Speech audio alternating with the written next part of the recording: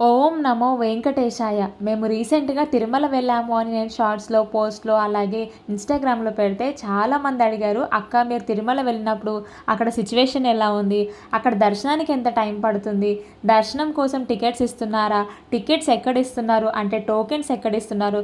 Free దర్శనంకి ఎంత time పడుతుంది? మేము వెళ్ళాలి అనుకుంటున్నాము. ఎలా వెళ్ళాలి? ఫస్ట్ టైం వెళ్ళే వాళ్ళు ఎలా వెళ్ళాలి? ఇవన్నీ డీటెయిల్స్ మాతో షేర్ చేసుకోండి అని. ఎప్పుడైనా సరే తిరుమల వెళ్ళాలి అనుకునే వాళ్ళు మాత్రం ఈ 2 సమయాల్లో మాత్రం అస్సలు వెళ్ళకూడదు.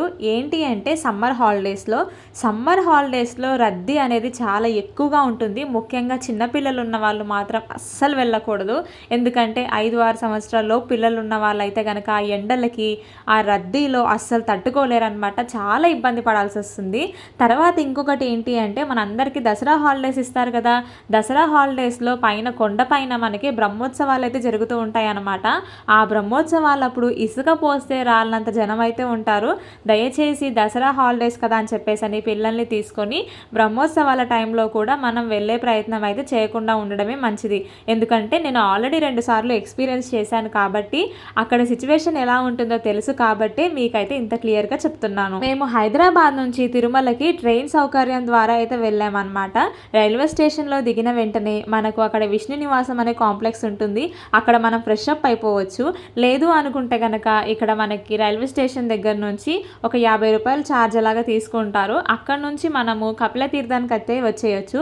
కపిల తీర్థంలో మనం స్నానం ఆచరించి ఇక్కడ కపిలేశ్వర స్వామివారిని, అలాగే నరసింహ స్వామివారిని, సుబ్రహ్మణ్య స్వామివారిని, శివయ్యని వీళ్ళందరినీ కూడా దర్శించుకొని మనం ఇక్కడ నుంచి మెట్ల మార్గం ద్వారా కానీ లేదా కొండపైకి బస్సు మార్గం ద్వారా కానీ కొండపైకి అయితే మనం వెళ్ళవచ్చు. అయితే మెట్ల మార్గం ద్వారా నడుచుకుంటూ వెళ్ళాలి అనుకుంటే కనుక మనము అలిపిరి మెట్ల ద్వారా కానీ లేదా శ్రీవారి మెట్ల ద్వారా కానీ మనం కొండపైకి అయితే వెళ్ళవచ్చు అనమాట. అయితే అలిపిరి మెట్లు మనకు 3550 మెట్లు అయితే ఉంటాయి. అలాగే శ్రీవారి మెట్లు వచ్చేసి మనకు 2388 మెట్లు అయితే ఉంటాయి అన్నమాట. సో మన ఇష్టం అనమాట. మనం శ్రీవారి మెట్ల ద్వారా అయినా వెళ్ళొచ్చు లేదా అలిపిరి మెట్ల ద్వారా అయినా వెళ్ళొచ్చు. అయితే శ్రీవారి మెట్ల ద్వారా వెళ్తే సగం రూట్ మనం ఆల్మోస్ట్ బస్సులో కానీ జీప్లో కానీ వెళ్ళిపోతాం అనమాట. అలిపిరి మెట్ల ద్వారా వెళ్ళాలి అనుకుంటే మాత్రం మనం కొండ కింద నుంచే మొదలు పెడతామన్నమాట. అంటే కపిల తీర్థం పక్కనే మనకి అలిపిరి మెట్లు అయితే ఉంటాయి. ఇక్కడ నుంచి మనము మన ప్రయాణాన్ని అయితే సాగించవచ్చు. అలిపిరి మెట్లు 3550 అయితే ఉంటాయి. కానీ మనకు ఈ అలిపిరి మెట్లు ఎక్కినట్టుగా అలసట అనేది మాత్రం ఉండదు.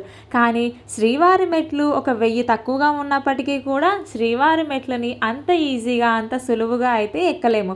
కాబట్టి మీరు పిల్లలతో వెళ్తే కనుక అలిపిరి మెట్ల ద్వారా వెళ్ళడం అనేది బెస్ట్ ఆప్షన్ అని నేను చెప్తాను. మెట్ల మార్గంలో కాలినడకలు వెళ్ళే భక్తులకి ఒకప్పుడు మంచి సదుపాయం అయితే ఉండేది. కానీ ఇప్పుడు అదైతే తీసేశారు. నిజంగా అది తీసేయడం వల్ల నేనైతే చాలా బాధపడ్డాను.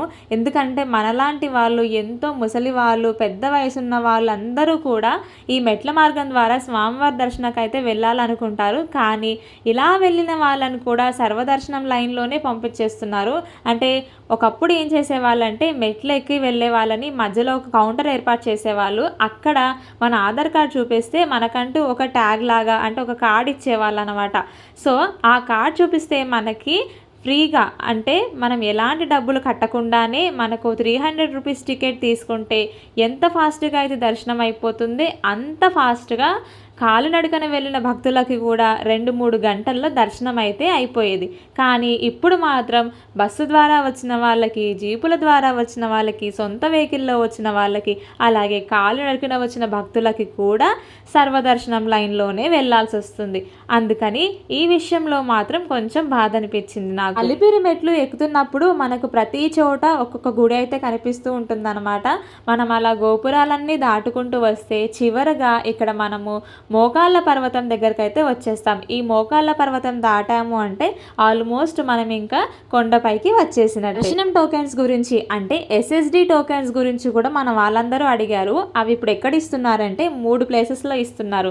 అవి ఏంటి అంటే రైల్వే స్టేషన్ పక్కనే ఉన్న విష్ణు నివాసంలో, అలాగే బస్ స్టేషన్ పక్కనే ఉన్న శ్రీనివాసంలో, అలాగే అలిపిరి మెట్ల దగ్గరే ఉన్న భూదేవి కాంప్లెక్స్. ఈ 3 చోట్ల కూడా మనకు SSD టోకెన్స్ అయితే ఇస్తున్నారనమాట. ఈ టోకెన్స్ ఉండడం వల్ల మనకు ఫ్రీ దర్శనంకి వెళ్తే గనక 12 నుంచి 24 గంటలు దర్శనం టైం అయితే పడుతుంది. ఒకవేళ మన దగ్గర గనక ఈ ఎస్ఎస్డి టోకెన్స్ ఉంటే మనకు కేవలం 5 నుంచి 6 గంటల్లో దర్శనం అయితే కంప్లీట్ అయిపోతుంది అనమాట. ఒక్కోసారి అంతకంటే ఫాస్ట్గా 3-4 గంటల్లో కూడా మనకు దర్శనం అయ్యే అవకాశం అయితే ఉంటుంది. సో మనం ఎలాగైనా సరే కొంచెం కష్టపడితే ఎస్ఎస్డి టోకెన్స్ అనేవి మనకు దొరుకుతాయి. అవి ఎక్కడ దొరుకుతాయి అని అంటే ఐదర్ మనకి విష్ణు నివాసంలో కానీ, శ్రీనివాసంలో కానీ, లేదా భూదేవి కాంప్లెక్స్లో కానీ ఈ 3 చోట్ల దొరుకుతాయి. ఆ టికెట్స్ కనుక మనం తెచ్చుకోవాలి అనుకుంటే మనము రైల్వే స్టేషన్లో దిగిన దగ్గర నుంచి, అంటే ఉదయం మనం రైల్వే స్టేషన్లో కానీ బస్ స్టేషన్లో కానీ దిగితే అక్కడే స్టే చేసి మనకి మధ్యాహ్నం 1 గంట నుంచి 4 గంటల లోపు ఎప్పుడైనా టోకెన్స్ అనేది ఇస్తారనమాట. అయితే మనం 11-12 గంటల టైం కల్లా లైన్లో అయితే నిలబడిపోవాలి. అప్పుడు వాళ్ళు సడన్గా పలానా టైం అని చెప్పట్లేదు, సడన్గా బుకింగ్స్ అయితే ఓపెన్ చేసేస్తున్నారు, అంటే టోకెన్స్ ఇవ్వడం అయితే స్టార్ట్ చేస్తున్నారు. అందుకని మనం ఒక 2 గంటల లైన్లో ముందుగా నించోవడం అనేది బెస్ట్ ఆప్షన్. అలాగే మనం టోకెన్స్ తీసుకోగానే వెంటనే మనకి దర్శనం కోసం అయితే స్లాట్ అయితే ఇవ్వరు. నెక్స్ట్ డేకి, అంటే ఈ రోజు మనకి దర్శనం టికెట్స్ దొరికితే నెక్స్ట్ డే మార్నింగ్ కానీ ఆఫ్టర్నూన్ కానీ నైట్ వరకు మనకు దర్శనం టైమింగ్స్ అయితే టోకెన్ పైన ఇస్తారనమాట. మనకు టోకెన్ పైన ఇచ్చిన దర్శనం టైమింగ్ కంటే కూడా ఒక 2 గంటల ముందు మనము దర్శనం లైన్లోకి అయితే వెళ్ళిపోవచ్చు. ఇలా ఉండడం వల్ల మనకి దర్శనం అనేది చాలా ఈజీగా అయిపోతుంది. ఇక్కడ మా పాప అక్షరాభ్యాసం కోసం అని చెప్పేసి పురోహిత్ సంఘం అంటే కళ్యాణ వేదికకు అయితే వచ్చామన్నమాట. మనకు కావాల్సిన సామాగ్రి వచ్చేసి ఇవి అక్షరాభ్యాసానికి. మీరు వీలైతే ఇంటి దగ్గర నుంచే తెచ్చుకోండి, లేదు అనుకుంటే కనుక మనకు రామ్ బగీచా కాంప్లెక్స్లో ఇవన్నీ కూడా దొరుకుతాయంట. అక్కడ మనము ఈ సామాగ్రి అంతా కూడా తెచ్చుకోవచ్చు. అయితే లాస్ట్ ఇయర్ మా పెద్ద పాపకు కూడా మేము హయగ్రీవ స్వామివారి టెంపుల్లో అయితే అక్షరాభ్యాసం చేయించాము. కానీ ఈ సంవత్సరం హయగ్రీవ స్వామివారి టెంపుల్లో చేసే అవకాశం లేదు, పురోహిత్ సంఘం అంటే కళ్యాణ వేదికలో వెళ్ళి మీరు చేయించుకొని రండి అని చెప్పారు. అందుకని మేము ఇంకా అక్కడికి వచ్చేసి పురోహిత్ సంఘం అంటే మనకి వరాహస్వామి కాంప్లెక్స్ పక్కనే ఉంటుందన్నమాట పురోహిత్ సంఘం అని. అందులో మనం వెళ్తే కనుక చెవులు కుట్టడం కానీ, కేశఖండనం కానీ, అన్నప్రాసన, అక్షరాభ్యాసము, కళ్యాణము ఇలాంటివన్నీ చేస్తారు. అయితే మనం ఇక్కడ టోకెన్ అయితే తీసుకోవాల్సి ఉంటుంది. అక్షరాభ్యాసం కోసం 200 రూపాయలు అయితే టోకెన్ అయితే తీసుకున్నారు. ఇక్కడ చెవులు కుట్టించే వాళ్ళు, అన్నప్రాసన చేసేవాళ్ళు ప్రతి ఒక్కరూ కూడా ఉన్నారు. అలాగే ఇక్కడ కళ్యాణం అంటే పెళ్ళి కూడా ఫ్రీగా చేస్తారంట. వాటికి కావాల్సిన పూజ సామాగ్రి ఏంటి అవన్నీ కూడా లిస్ట్ అయితే పెట్టారు. మనం చూసుకొని మనకు కావాల్సినవన్నీ కూడా ఆ లిస్ట్లో ఉన్నట్టుగా సామాన్లు అన్నీ, అంటే పూజ సామాగ్రి అన్నీ తెచ్చుకుంటే సరిపోతుంది. లేదు అనుకుంటే కనుక మనం మన ఇంటి దగ్గర నుంచే పూజ సామాగ్రి అన్నీ తెచ్చుకున్నా సరిపోతుంది. పిల్లలకి అక్షరాభ్యాసం అనగానే ప్రతి ఒక్కరికి గుర్తొచ్చేది వర్గల్లో ఉన్న, అలాగే వరంగల్లో ఉన్న సరస్వతి దేవి అమ్మవారి గుడి. అక్కడ మ్యాక్సిమం అందరూ కూడా వాళ్ళ పిల్లలకి అక్షరాభ్యాసం అనేది చేయిస్తూ ఉంటారు. కానీ మేము మాత్రం తిరుమలలో ఉన్న హయగ్రీవ స్వామివారి గుడికి అయితే వెళ్తామన్నమాట. ఎందుకంటే ఆ చదువుల తల్లికే విద్య నేర్పినటువంటి గురువు హయగ్రీవ స్వామి. ఆయన సన్నిధిలో పిల్లలకి అక్షరాభ్యాసం చేయిస్తే ఇంకా వాళ్ళ జీవితంలో తిరుగుండదు. అందుకని ఈ విషయాన్ని మాకు ఒకరు చెప్పారు. నేను అందు గురించని నాకు తెలిసినప్పటి నుంచి ఇదైతే నేను ఫాలో అవుతూ ఉన్నానన్నమాట. మన శక్తి కొలది మనం వెళ్ళగలిగితే చేయించుకోవచ్చు. లేదు అనుకుంటే మన ఇంటి దగ్గర, మన ఇంటి చుట్టుపక్కల ఎక్కడైనా సరే వినాయకుడి గుడిలో కానీ, లేదంటే సరస్వతి అమ్మవారి గుడిలో కానీ ఎక్కడైనా సరే మనం మన పిల్లలకి అక్షరాభ్యాసం అయితే చేయించుకోవచ్చు. మా పాపకి అక్షరాభ్యాసం అయిన తర్వాత ఇక్కడ కొందరు వాళ్ళ బాబుకో పాపకో అన్నప్రాసన కూడా చేసుకుంటున్నారనమాట. కొందరు చెవులు కుట్టించే కార్యక్రమం కూడా జరిగింది. అలా అన్ని కార్యక్రమాలు ఇక్కడ జరుగుతాయి. అక్కడ లిస్ట్లో ఉన్నట్టుగా మనం సామాగ్రి తెచ్చుకుంటే సరిపోతుంది. మా పాపకి అక్షరాభ్యాసం పూర్తయిన తర్వాత మేము శ్రీ తరిగొండ వెంగమాంబ అన్నప్రసాద కేంద్రానికి అయితే వచ్చేసామన్నమాట. ఇక్కడ పంచభక్ష పరమాన్నాలు పెట్టినంత సంతోషంగా అమృతం లాగా ఉంటుంది అసలు భోజనం అయితే. ఒక్కసారి తిన్నారు అంటే మళ్ళీ జన్మలో 10 సార్లైనా సరే వచ్చి ఇక్కడే భోజనం చేయాలి అనిపిస్తుంది. అంత అమృతం లాగా ఉంటుంది ఇక్కడ భోజనం అయితే. అది కూడా రూపాయి కూడా మన దగ్గర నుంచి స్వీకరించకుండా మనకి ఉచితంగా భోజనం అయితే పెడతారనమాట. ఇక్కడ తిరుమల వెళ్ళిన వాళ్ళు బయట హోటల్స్లో ఫుడ్ తినేదానికంటే కూడా ఈ వెంగమాంబ అన్నదాన కేంద్రంలో తినడం అయితే చాలా మంచి ఆప్షన్ అని నేను చెప్తాను.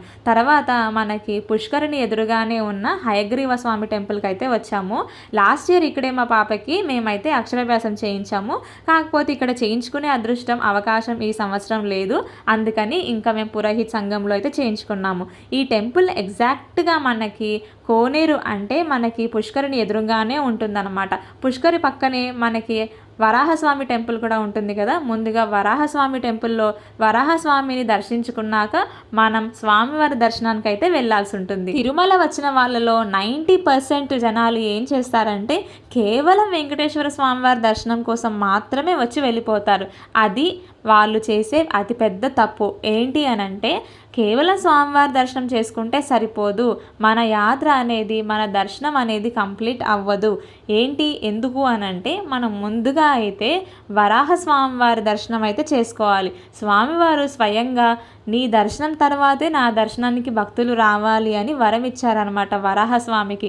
అందుకని మనం శ్రీ వెంకటేశ్వర స్వామివారి దర్శనానికి వెళ్ళే కంటే ముందే వరాహస్వామివారి దర్శనం చేసుకున్న తర్వాత, అయ్యా మేము స్వామివారి దర్శనానికి వచ్చాము, మేము స్వామివారి దర్శనం చేసుకోవడానికి ఇక్కడికి వచ్చాము, మమ్మల్ని చల్లగా చూడు, స్వామివారి దర్శనం బాగా జరిగేలా చూడు అని స్వామికి ఒకసారి, వరాహస్వామికి ఒక్కసారి మనం దండం పెట్టుకొని అక్కడి నుంచి స్వామివారి దర్శనానికి అయితే వెళ్ళాలన్నమాట. మేము ముందు రోజే SSD టోకెన్స్ తీసుకున్నాం కాబట్టి మాకు 5 అవర్స్లో దర్శనం అయితే కంప్లీట్ అయిపోయింది. ఇంకా మేమైతే కొండ అయితే దిగేస్తున్నాం అన్నమాట, కిందికైతే వచ్చేస్తున్నాము. మనము వరాహస్వామి దర్శనం చేసుకున్న తర్వాత వెంకటేశ్వర స్వామి వారి దర్శనం అయితే చేసుకోవాలి. అయితే వీలైతే మీరు గనక రైల్వే స్టేషన్లో కానీ బస్ స్టేషన్లో కానీ ఉన్నప్పుడే అక్కడే ఎక్కడైనా ఫ్రెష్ అప్ అయిపోయి మీరు ముందుగా వీలైతే కనుక పద్మావతి అమ్మవారి దర్శనం చేసుకుంటే ఇంకా మంచిది. అక్కడ అమ్మవారి దర్శనం చేసుకొని, అమ్మ నేను అయ్యవారి దర్శనానికి వెళ్తున్నాను, దర్శనం బాగా జరిగేలా చూడు, నేను వచ్చానని స్వామివారికి చెప్పు తల్లి అని ఒక మాట మనం అమ్మవారికి చెప్పి అయ్యవారి దర్శనానికి అయితే వెళ్ళాలంట. ఇలా మీలో ఎంతమంది చేస్తారో కమెంట్ సెక్షన్లో చెప్పడం మర్చిపోకండి. చాలా వరకు మనం అందరం కూడా కనీసం కపిల తీర్థం అంటే ఏంటి, ఎక్కడ ఉంటుందో కూడా తెలీదు. మనకి అలిపిరి మెట్ల పక్కనే ఉంటుందండి కపిల తీర్థం అనేది. కపిల తీర్థానికి వెళ్ళి స్నానం ఆచరించి అక్కడి నుంచి మన యాత్రని మనం మొదలు పెట్టడం అనేది మంచిదన్నమాట. అక్కడి నుంచి మనము పాదాల మీద నడవాలనుకున్నా, బస్సు ద్వారా వెళ్ళాలనుకున్నా కూడా ముందుగా కపిల తీర్థానికి వెళ్ళి కపిలేశ్వరుడి దర్శనం చేసుకున్న తర్వాత మనం కొండపైకి అయితే వెళ్ళాల్సి ఉంటుంది. కొండ ఎక్కుతున్నప్పుడు ఎంత సంతోషంగా ఉంటుందో దిగుతున్నప్పుడు కూడా అంతే బాధగా ఉంటుంది. అందరికీ కూడా ఈ వీడియో నచ్చిందనే అనుకుంటున్నాను, యూస్ఫుల్ అయిందనే అనుకుంటున్నాను. వీడియో నచ్చితే మాత్రం లైక్ చేసి ఛానల్ని సబ్స్క్రైబ్ చేసుకోండి.